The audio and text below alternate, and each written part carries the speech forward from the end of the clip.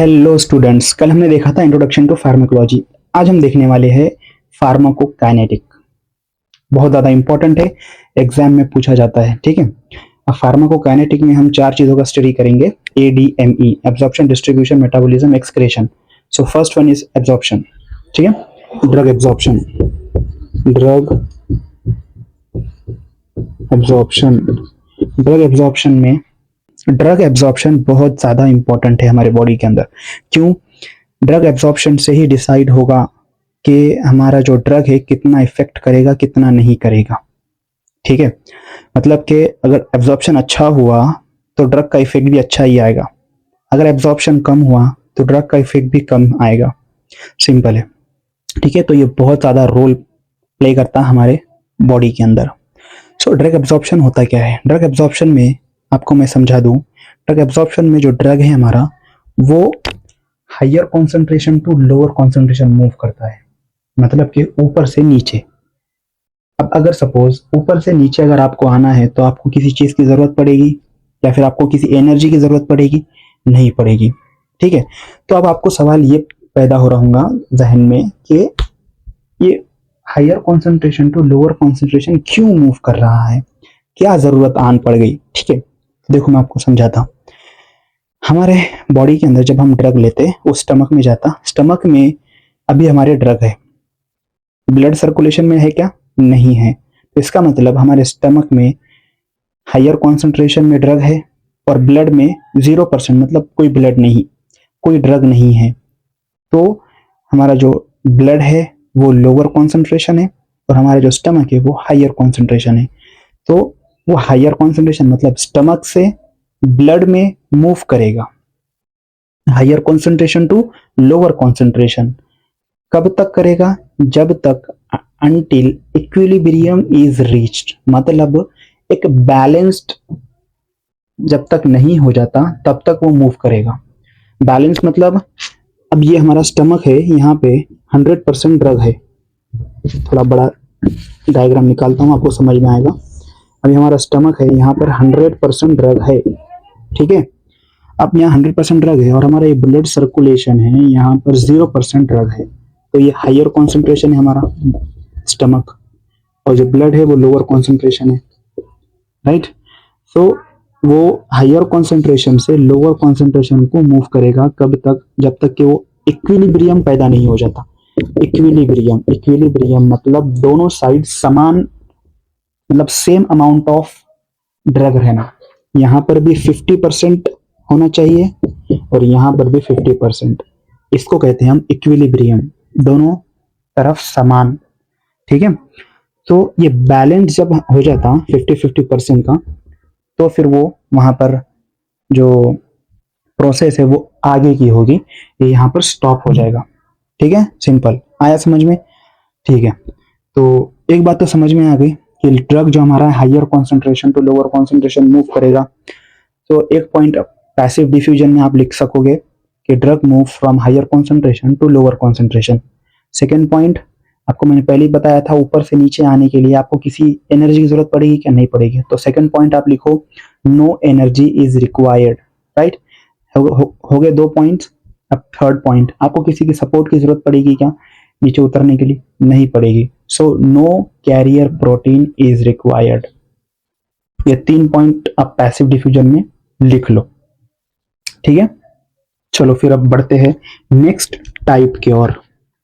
जो हमारा drug absorption का नेक्स्ट टाइप है वो है फैसिलिटेटेड डिफ्यूजन।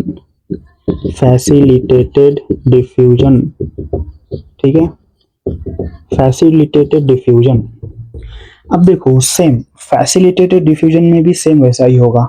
ड्रग जो है हमारा higher concentration to lower concentration move करेगा। Simple, first point. Second point same, no energy required, इसको भी एनर्जी की जरूरत नहीं पड़ेगी। ठीक है, थर्ड पॉइंट देखो क्या है, कैरियर प्रोटीन इज रिक्वायर्ड, मतलब कि हमारे इसको सपोर्ट लगेगा, कैरियर प्रोटीन की जरूरत पड़ेगी। क्यों पड़ेगी? यहाँ पे आप सवाल पैदा होता है। ठीक है, वो इसीलिए पड़ती है कैरियर प्रोटीन की जरूरत, क्योंकि हमारा जो ये हमारा जो ये ड्रग है वो है वाटर सॉल्युबल। क्या है? वाटर सॉल्युबल है, या फिर थोड़ा साइज में बड़ा है। ठीक है, अगर साइज में बड़ा रहा, वाटर सॉल्युबल भी रहा, तो वहां पर वो जो लिपिड की जो मेम्ब्रेन है, सेल मेम्ब्रेन, वो क्रॉस करेगी क्या? नहीं करेगी। कब करेगी? जबकि जो ड्रग है हमारा वो लिपिड सॉल्युबल ड्रग होना चाहिए। तो मतलब ड्रग भी लिपिड सॉल्युबल है और मेम्ब्रेन भी लिपिड लिपिड की बनी हुई है, तो ये दोनों मैच हो जाएंगे, तो दोनों आसानी से मैच होंगे और वो ड्रग आसानी से इंटर कर सकेगा। सिंपल। लेकिन यहाँ पर क्या है, लिपिड जो है हमारा, जो मेम्ब्रेन है वो लिपिड से बना हुआ है, और जो हमारा जो ड्रग है वो वाटर सॉल्युबल है, इसीलिए वो मैच नहीं जम रहा, तो इसलिए वो आसानी से इंटर नहीं कर सकेगी। That's why we need a carrier protein जो उसको खींच कर अंदर लेकर जाए। आया समझ में?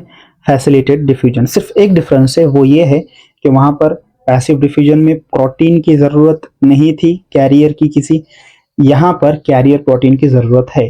वो क्यों है? आपको रीजन मालूम है। ठीक है, चलो फिर अब बढ़ते हैं नेक्स्ट टाइप की और। हमारा नेक्स्ट टाइप है थर्ड वन,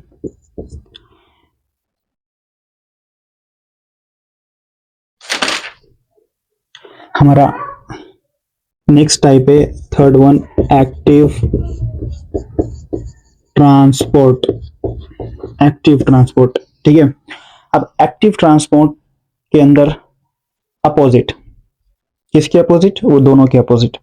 यहां पर क्या होगा? यहां पर drugs move along lower concentration to higher concentration, नीचे से ऊपर जाएगा ड्रग हमारा। मतलब कि जहां पर कम है ड्रग, वहां से वो हायर कॉन्सेंट्रेशन की तरफ बढ़ेगा। ठीक है, आया समझ में? अगर मुझे नीचे से ऊपर जाना है, पहाड़ चढ़ना है, जाहिर सी बात है चढ़ने के लिए मुझे एनर्जी की जरूरत पड़ेगी। ठीक है, सबसे पहले मैं लिखूंगा एनर्जी इज रिक्वायर्ड।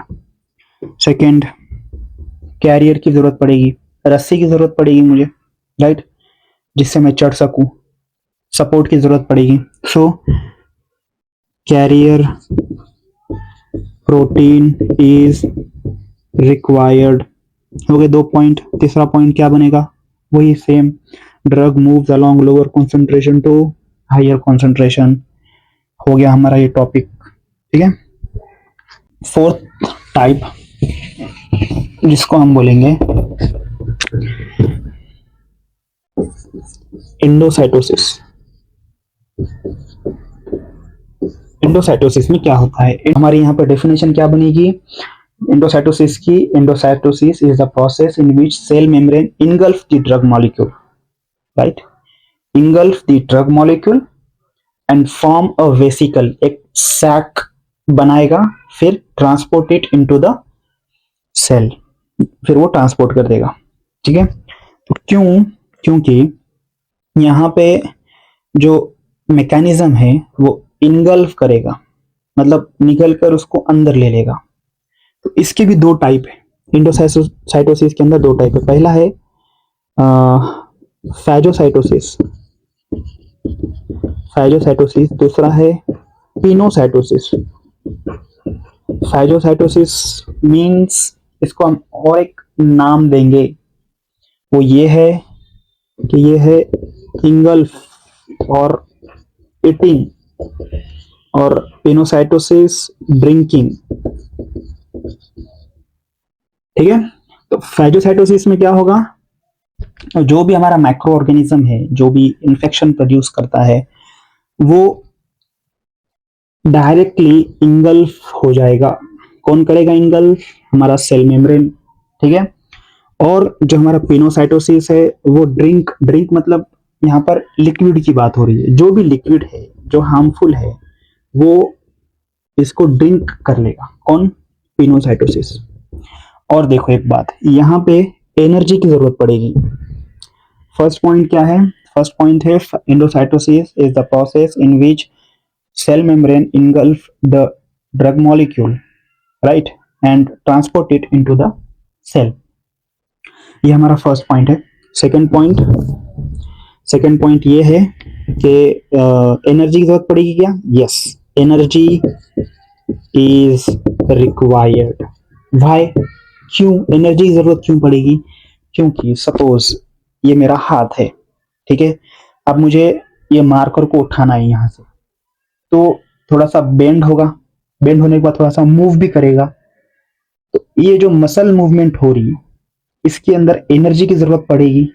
तो इसीलिए जो हमारा सेल मेम्ब्रेन है वो जब इनगल्फ करेगा तब थोड़ा सा बेंड होगा, थोड़ा सा मूव करेगा, तो इसलिए तब उसको एनर्जी की जरूरत पड़ेगी in the form of ATP, right. तो यहाँ पर हमें एनर्जी की जरूरत पड़ेगी. और थर्ड है no carrier protein is required. Carrier protein की जरूरत नहीं पड़ेगी, ठीक है. Is required, no carrier protein is required, simple. ये हमारे पैसिव ड्रग एब्जॉर्प्शन के 4 टाइप्स थे.